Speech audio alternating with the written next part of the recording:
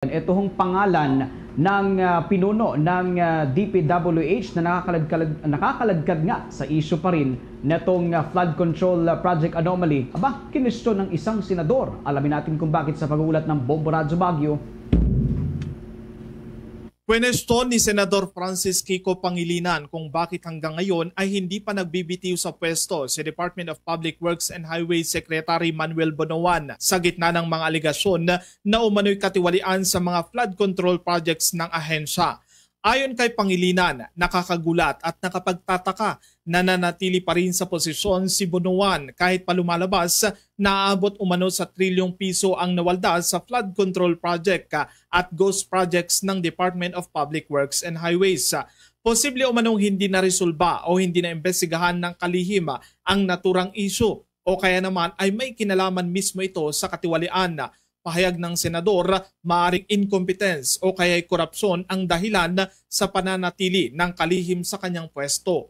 Gayunpaman, iginiit ni Pangilinan na hindi nangangahulugan na kapag nagbitiw si Bonoan ay makakaiwas na siya sa anumang kaso o reklamo. Maaring pa rin umanong sampahan ito ng kaukulang kaso sakaling mapatunayang totoo ang mga paratang. Trilyong pisong halaga ng flood control ghost project. Ang tanong, bakit hindi pa nagre-resign ang secretary? Hindi ba? Dahil pagka dalawa lang yan dalawa lang yan. Nalusutan ka ng trilyong pisong kurakot, hindi ba? O yung pangalawa, kung hindi ka nalusutan, kasabot ka, involved ka, hindi ba?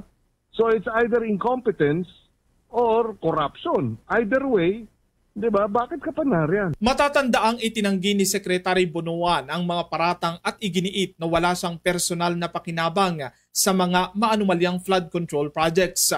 Samantala, nagpahayag ng suporta si Senador Pangilinan kay Baguio City Mayor Benjamin Magalong upang pangunahan ang investigasyon sa anomalya.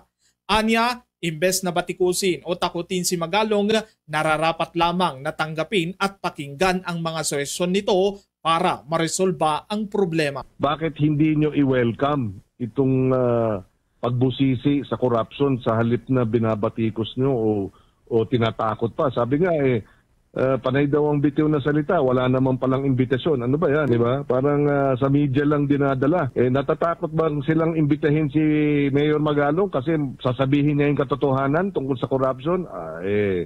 We support Mayor Benji Magalong and the other mayors. I have full support and trust in pinagkakatiwalaan natin si Mayor Benji.